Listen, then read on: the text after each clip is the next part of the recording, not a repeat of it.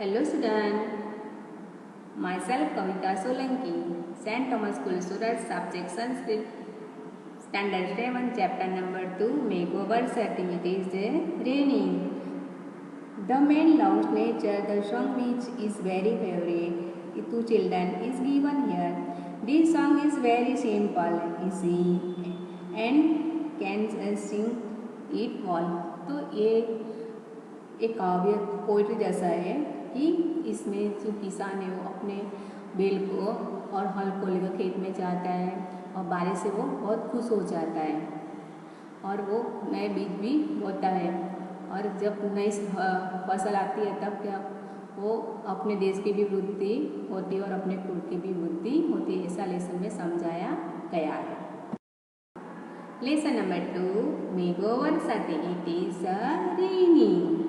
तो एक आपको पिक्चर दिया गया है, इसमें एक आकाश में काले बादल छाए हुए हैं और बारिश गिर रही है और एक वृक्ष है और जो आकाश में से बादल में से जो पानी गिरा है वो बहता है और जो खेडूत है वो बहुत संतोष हो जाता है क्योंकि खेडूत बारिश से तो अपने खेत काम करने में संतोष हो जाता है। वो अपने अटल यात्रा के बाड़े में जा। लेसन नंबर 2, मेघोवर सती।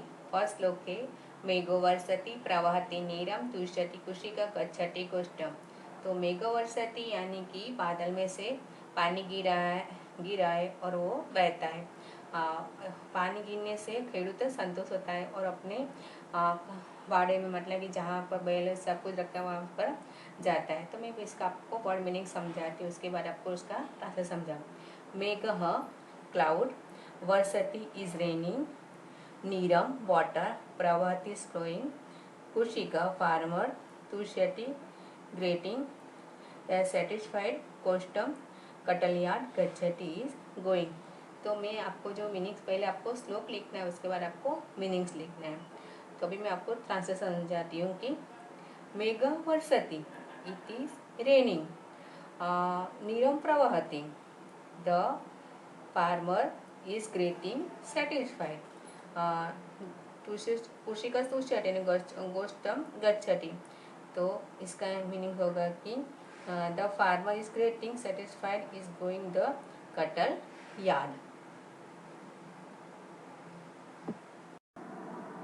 प्रवहति इज फ्लोइंग, कुशिका फार्मर तुष्यति इज ग्रेटिंग सेटिस्फाइड गोष्ठम कटल यार्ड गच्छति इज गोइंग। उसका ट्रांसलेशन है जो आपको नोटबुक्स में लिखना है। It is raining, water is the flowing, the farmer is greeting satisfied, he is going to the अटल यार्ड।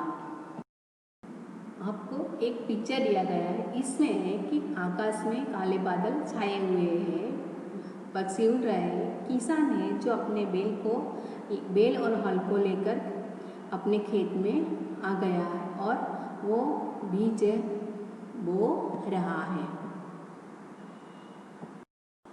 आगे मैंने आपको पिक्चर में समझाया था कि किसान है वो अपने बैल को लेकर खेत में बीज बो रहा है। तो ये श्लोक है नयति च वृषं हलमपि वहति कर्षति क्षेत्रं वपति बीजम। तो इसमें एक संधि होता है हलमपि, हलम प्लस अपि, ये क्षेत्रम पर जो डॉट है उसको अनुस्वार बोलते हैं। तो वर्ड मीनिंग आपको कैसे याद करना है कि नयति च वृषभम हलमपि वहति कर्षति क्षेत्रम वपति बीजम, ऐसा आपको उसका उच्चारण करना है। उसके बाद में आपको वर्ड मीनिंग समझा रही हूँ। वृषभम का अर्थ होता है टू द बुलॉक्स, नयति का अर्थ होता है इज टेकिंग, हलमपि ऑल्सो द प्लग, वहति इज कैरिंग, क्षेत्रम फार्म, कर्षति इज द प्लगिंग, बीजम च एंड सीड, वपति इज सोइंग। तो आपको मीनिंग्स इसका नोटबुक्स में पहले श्लोक है उसके बाद आपको मीनिंग्स लिखना है। मैं आपको ट्रांसलेशन समझाती। वृषभम च नयति and he is taking the bullocks, या तो and the farmer is taking bullock, हलमपि वहति, तो उसका है कि he is also train the plough. उसके बाद है कि स क्षेत्रम कर्षति बीजम च वपति, he is the ploughing his palm and sowing seed.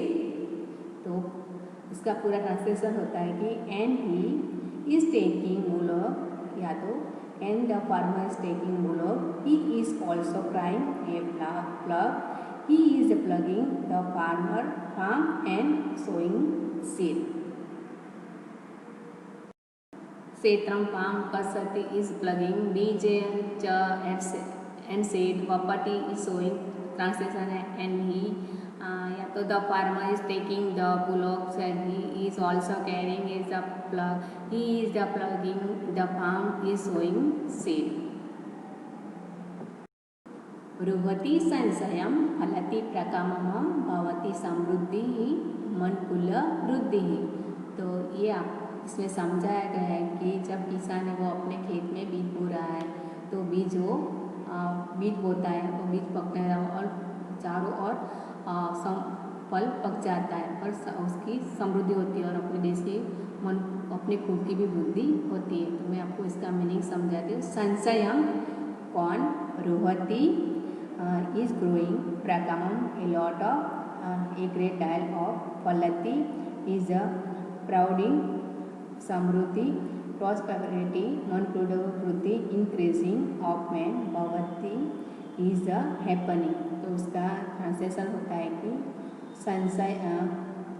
संशयम रुहति, तो इसका कौन इज ग्रोइंग, उसके बाद प्रकम फलति it is a producing a great deal. उसके बाद है कि समृद्धि मनकुल वृद्धि च भवति, world and man are increasing. तो उसका पूरा ट्रांसलेशन होता है कि corn is growing, it is the producing a great deal, world and man are increasing.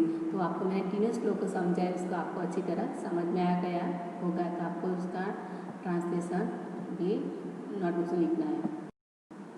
फलति is producing, समृद्धि प्रॉस्पेरिटी, मनकुल द इंक्रीजिंग ऑफ मैन, भवति is happening, translation corn is growing, it is producing a great deal, world and man are the increase. यहाँ पर मैंने थोड़ा grammar का लिया है। तो fill in the blanks in the operated word given the basket. तो फर्स्ट है मेघो डैश प्रवहति नीरम।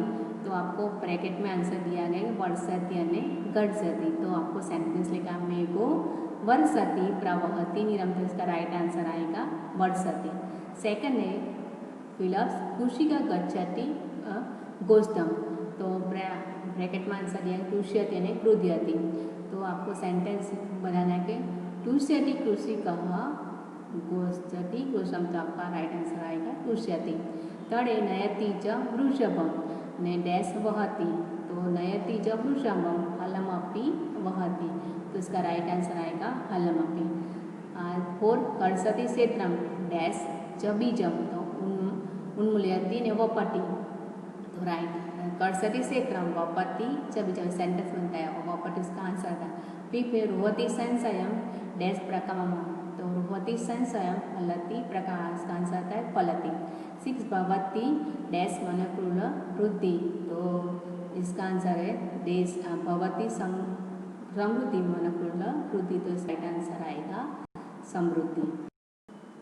सेकंड नंबर क्वेश्चन है find out of the meanings of the given Sanskrit word from the given option and right. आपको जो Sanskrit word है उसका right English में जो दो वर्ड्स है इसमें राइट आंसर आपको लिखना है। फर्स्ट है मेघ क्लाउड ऑब्लिक वाटर, तो मेघ का राइट आंसर आता है क्लाउड। सेकंड कुशिकः फार्मर ऑब्लिक कर्षण, तो उसका राइट कुशिकः का राइट आंसर आता है फार्मर। थर्ड क्षेत्रम प्लीज ने फार्म, तो उसका राइट आंसर आता है फार्म। फोर है प्रकरम tap oblique a lot of, तो उसका आंसर आएगा और लॉट ऑफ। पी पे संशय कॉर्न ऑब्लिक ग्रास, तो उसका राइट आंसर आएगा कॉर्न। सिक्स है गोस्टम जॉकिंग में कटल है, तो राइट आंसर आएगा उसका cattle yard. Find and write that